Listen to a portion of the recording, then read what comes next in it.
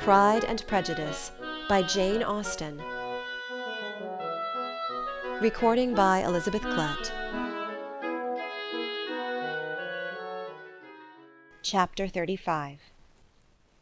Elizabeth awoke the next morning to the same thoughts and meditations which had at length closed her eyes. She could not yet recover from the surprise of what had happened. It was impossible to think of anything else, and, totally indisposed for employment, she resolved, soon after breakfast, to indulge herself in air and exercise. She was proceeding directly to her favourite walk, when the recollection of Mr. Darcy's sometimes coming there stopped her, and instead of entering the park, she turned up the lane which led farther from the turnpike road. The park paling was still the boundary on one side, and she soon passed one of the gates into the grounds. After walking 2 or 3 times along that part of the lane, she was tempted, by the pleasantness of the morning, to stop at the gates and look into the park. The 5 weeks which she had now passed in Kent had made a great difference in the country, and every day was adding to the verdure of the early trees. She was on the point of continuing her walk, when she caught a glimpse of a gentleman within the sort of grove which edged the park. He was moving that way, and, fearful of its being Mr. Darcy, she was directly retreating. But the person who advanced was now near enough to see her, and, stepping forward with eagerness, pronounced her name. She had turned away, but on hearing herself called, though in a voice which proved it to be Mr. Darcy, she moved again towards the gate. He had by that time reached it also, and holding out a letter which she instinctively took, said with a look of haughty composure, "I have been walking in the grove some time in the hope of meeting you. Will you do me the honour of reading that letter?" And then, with a slight bow, turned again into the plantation, and was soon out of sight. With no expectation of pleasure, but with the strongest curiosity, Elizabeth opened the letter, and, to her still increasing wonder, perceived an envelope containing 2 sheets of letter-paper, written quite through in a very close hand. The envelope itself was likewise full. Pursuing her way along the lane, she then began it. It was dated from Rosings at 8 o'clock in the morning, and was as follows. "Be not alarmed, madam, on receiving this letter, by the apprehension of its containing any repetition of those sentiments or renewal of those offers which were last night so disgusting to you. I write without any intention of paining you, or humbling myself, by dwelling on wishes which, for the happiness of both, cannot be too soon forgotten, and the effort which the formation and perusal of this letter must occasion should have been spared, had not my character required it to be written and read. You must, therefore, pardon the freedom with which I demand your attention. Your feelings, I know, will bestow it unwillingly, but I demand it of your justice. 2 offences of a very different nature, and by no means of equal magnitude, you last night laid to my charge. The first mentioned was, that regardless of the sentiments of either, I had detached Mr. Bingley from your sister, and the other, that I had, in defiance of various claims, in defiance of honour and humanity, ruined the immediate prosperity and blasted the prospects of Mr. Wickham. Wilfully and wantonly to have thrown off the companion of my youth, the acknowledged favourite of my father, a young man who had scarcely any other dependence than on our patronage, and who had been brought up to expect its exertion, would be a depravity, to which the separation of 2 young persons, whose affection could be the growth of only a few weeks, could bear no comparison. But from the severity of that blame which was last night so liberally bestowed respecting each circumstance, I shall hope to be in the future secured, when the following account of my actions and their motives has been read. If, in the explanation of them, which is due to myself, I am under the necessity of relating feelings which may be offensive to yours, I can only say that I am sorry. The necessity must be obeyed, and further apology would be absurd. I had not long been in Hertfordshire before I saw, in common with others, that Bingley preferred your elder sister to any other young woman in the country. But it was not till the evening of the dance at Netherfield that I had any apprehension of his feeling a serious attachment. I had often seen him in love before. At that ball, while I had the honour of dancing with you, I was first made acquainted, by Sir William Lucas's accidental information, that Bingley's attentions to your sister had given rise to a general expectation of their marriage. He spoke of it as a certain event of which the time alone could be undecided. From that moment I observed my friend's behaviour attentively. and I could then perceive that his partiality for Miss Bennet was beyond what I had ever witnessed in him. Your sister I also watched. Her look and manners were open, cheerful, and engaging as ever, but without any symptom of peculiar regard, and I remained convinced from the evening's scrutiny that though she received his attentions with pleasure, she did not invite them by any participation of sentiment. If you have not been mistaken here, I must have been in error. Your superior knowledge of your sister must make the latter probable. If it be so, if I have been misled by such error to inflict pain on her, your resentment has not been unreasonable. But I shall not scruple to assert that the serenity of your sister's countenance and air was such as might have given the most acute observer a conviction that, however amiable her temper, her heart was not likely to be easily touched. That I was desirous of believing her indifferent is certain, but I will venture to say that my investigation and decisions are not usually influenced by my hopes or fears. I did not believe her to be indifferent because I wished it. I believed it on impartial conviction, as truly I wished it in reason. My objections to the marriage were not merely those which I last night acknowledged to have the utmost force of passion to put aside, in my own case. The want of connection could not be so great an evil to my friend as to me. But there were other causes of repugnance, causes which, though still existing, and existing to an equal degree in both instances, I had myself endeavoured to forget, because they were not immediately before me. These causes must be stated, though briefly. The situation of your mother's family, though objectionable, was nothing in comparison to that total want of propriety so frequently, so almost uniformly betrayed by herself, by your 3 younger sisters, and occasionally even by your father. Pardon me. It pains me to offend you. But amidst your concern for the defects of your nearest relations, and your displeasure at this representation of them, let it give you consolation to consider that, to have conducted yourselves so as to avoid any share of the like censure, is praise no less generally bestowed on you and your elder sister, than it is honourable to the sense and disposition of both. I will only say farther that from what passed that evening, my opinion of all parties was confirmed, and every inducement heightened which could have led me before to preserve my friend from what I esteemed a most unhappy connection. He left Netherfield for London on the day following, as you, I am certain, remember, with the design of soon returning. The part which I acted is now to be explained. His sister's uneasiness had been equally excited with my own. Our coincidence of feeling was soon discovered, and alike sensible that no time was to be lost in detaching their brother, we shortly resolved on joining him directly in London. We accordingly went, and there I readily engaged in the office of pointing out to my friend the certain evils of such a choice. I described and enforced them earnestly.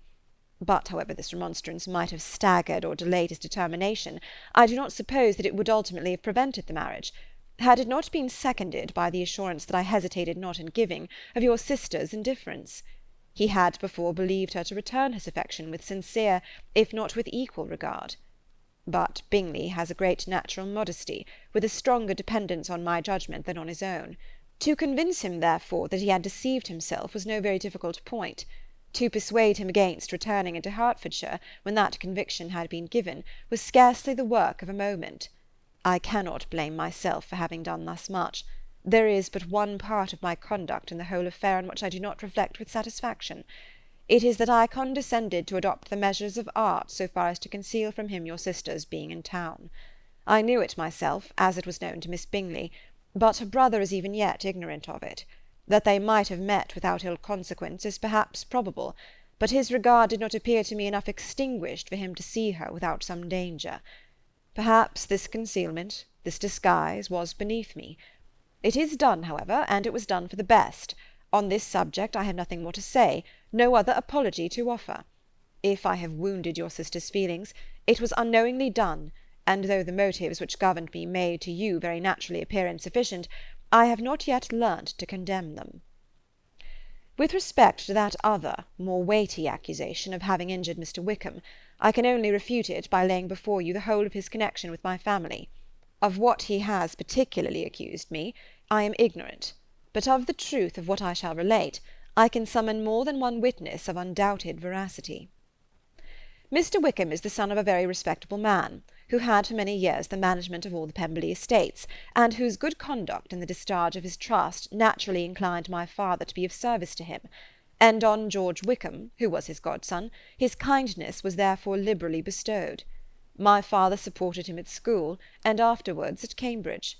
Most important assistance, as his own father, always poor from the extravagance of his wife, would have been unable to give him a gentleman's education.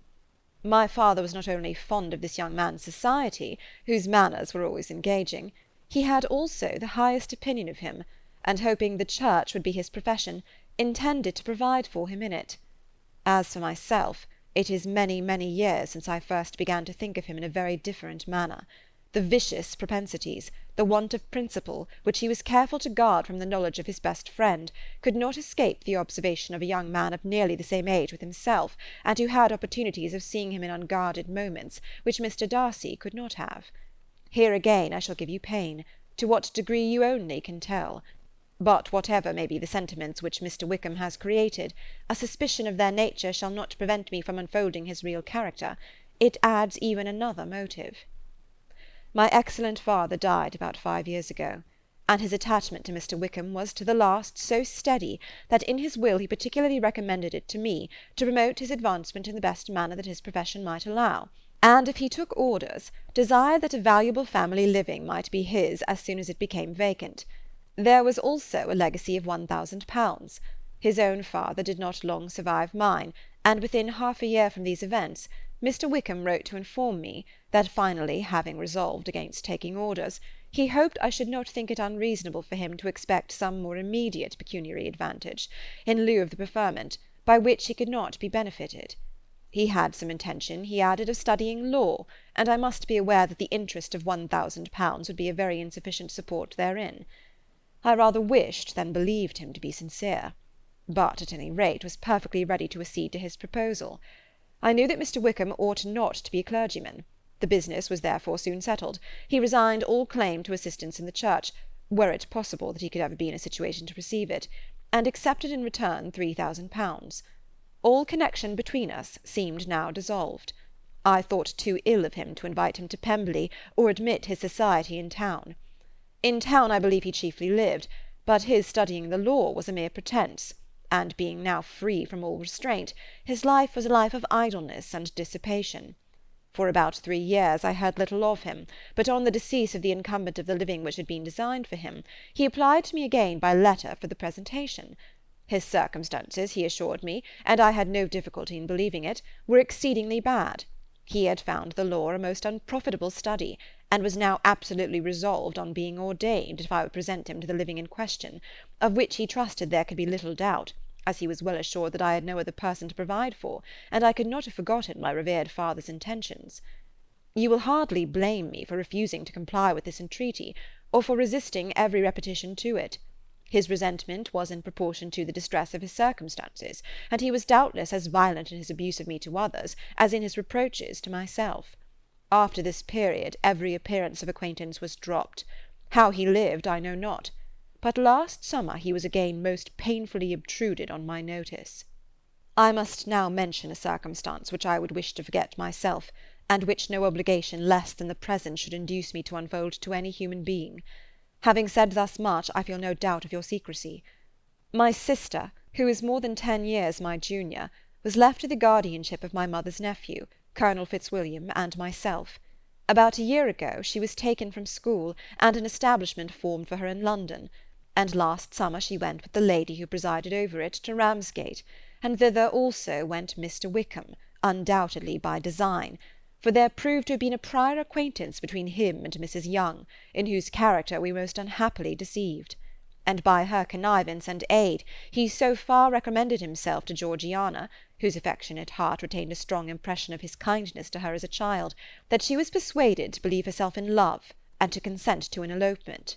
She was then but 15, which must be her excuse, and after stating her imprudence, I am happy to add that I owed the knowledge of it to herself. I joined them unexpectedly a day or two before the intended elopement, and then Georgiana, unable to support the idea of grieving and offending a brother whom she almost looked up to as a father, acknowledged the whole to me. You may imagine what I felt, and how I acted.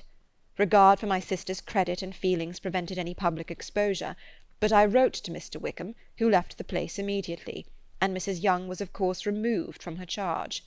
Mr. Wickham's chief object was unquestionably my sister's fortune, which is 30,000 pounds, but I cannot help supposing that the hope of revenging himself on me was a strong inducement. His revenge would have been complete indeed. This, madam, is a faithful narrative of every event in which we have been concerned together, and if you do not absolutely reject it as false, you will, I hope, acquit me henceforth of cruelty towards Mr. Wickham. I know not in what manner, under what form of falsehood he had imposed on you, but his success is not perhaps to be wondered at. Ignorant as you previously were of everything concerning either, detection could not be in your power, and suspicion certainly not in your inclination. You may possibly wonder why all this was not told you last night, but I was not then master enough of myself to know what could or ought to be revealed.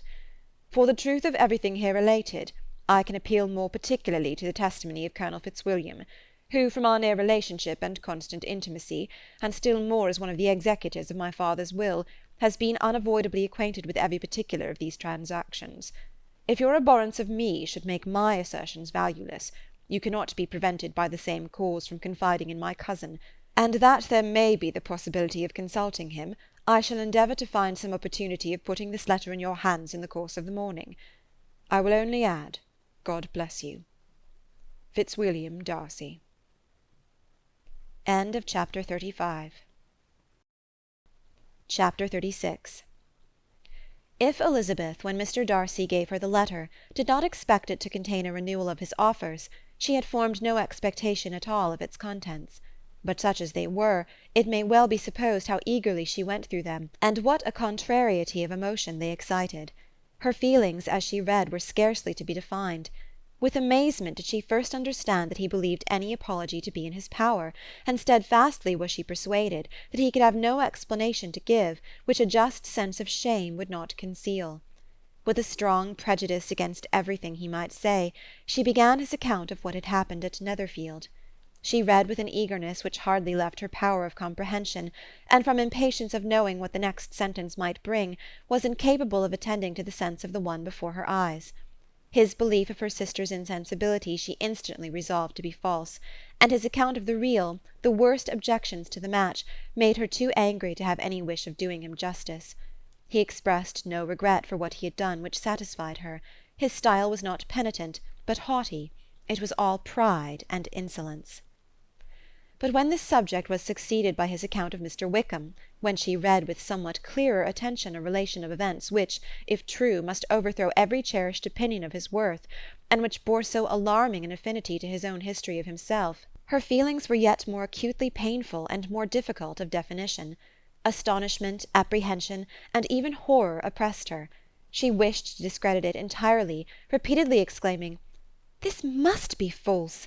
This cannot be! This must be the grossest falsehood!"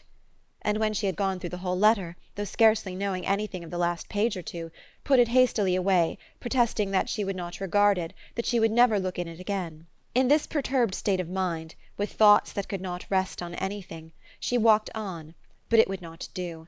In half a minute the letter was unfolded again, and collecting herself as well as she could, she again began the mortifying perusal of all that related to Wickham, and commanded herself so far as to examine the meaning of every sentence.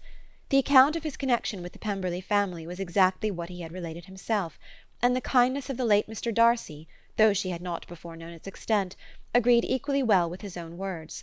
So far each recital confirmed the other, but when she came to the will, the difference was great. What Wickham had said of the living was fresh in her memory, and as she recalled his very words, it was impossible not to feel that there was gross duplicity on one side or the other, and for a few moments she flattered herself that her wishes did not err. But when she read and re-read with the closest attention, the particulars immediately following of Wickham's resigning all pretences to the living, of his receiving in lieu so considerable a sum as 3000 pounds, again was she forced to hesitate.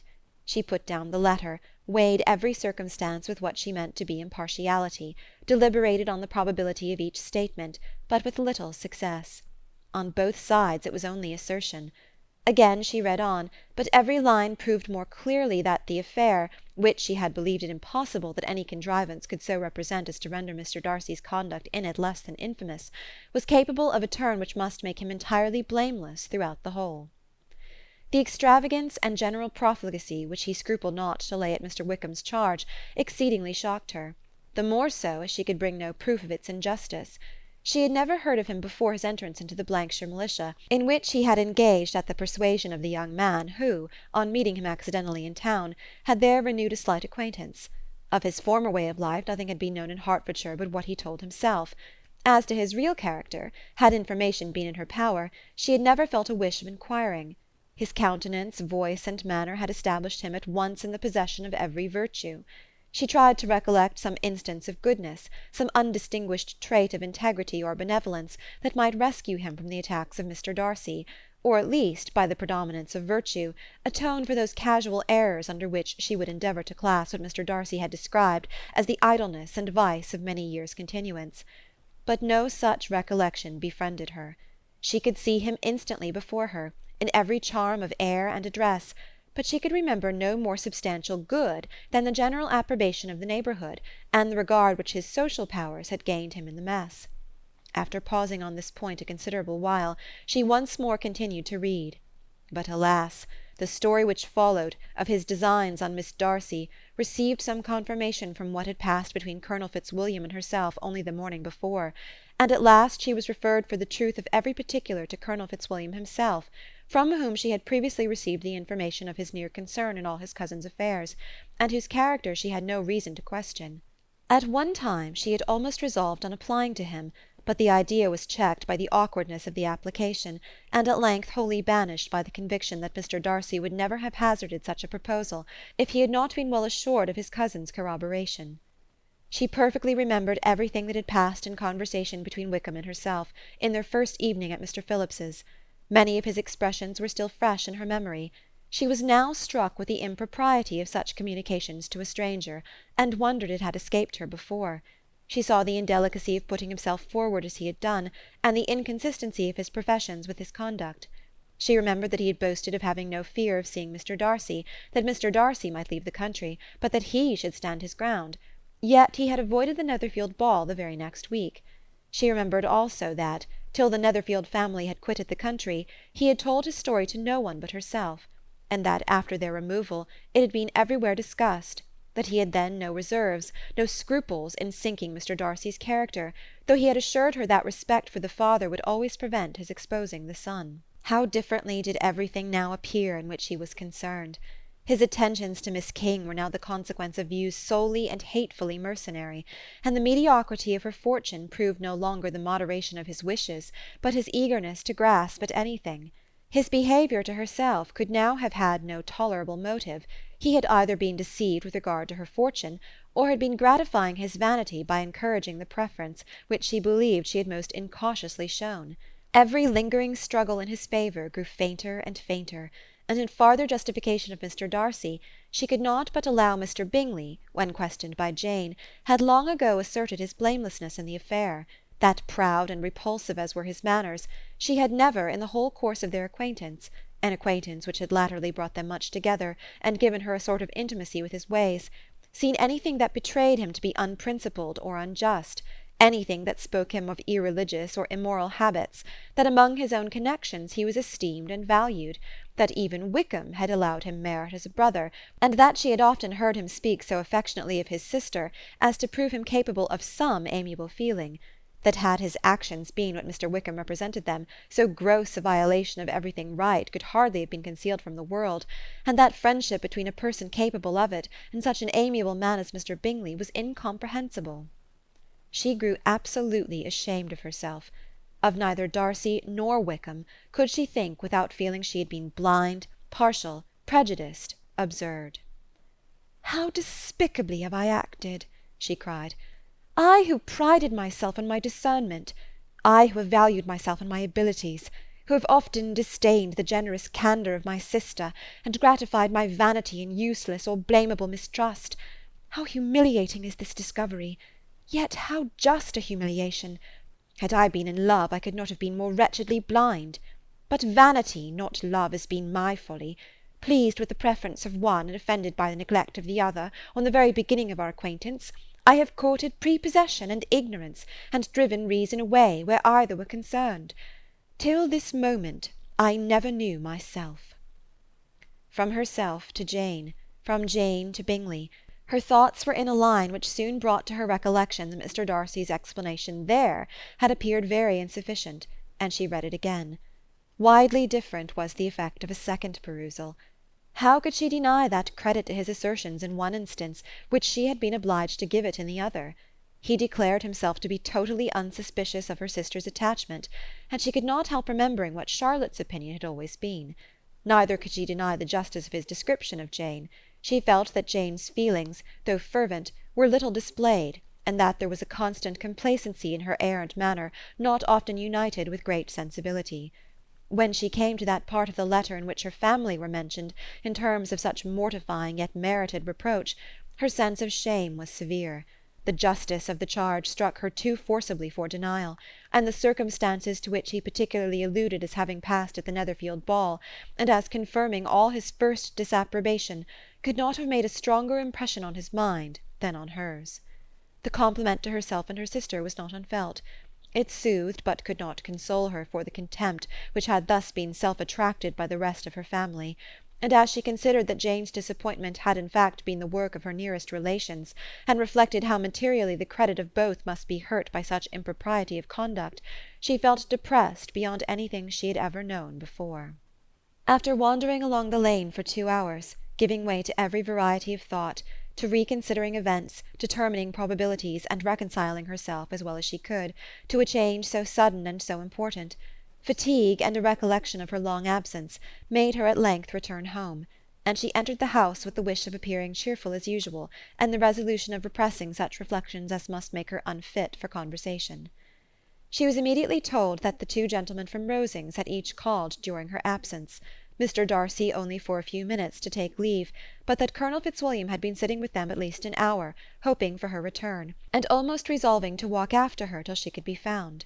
Elizabeth could but just affect concern in missing him. She really rejoiced at it. Colonel Fitzwilliam was no longer an object. She could think only of her letter. End of chapter 36.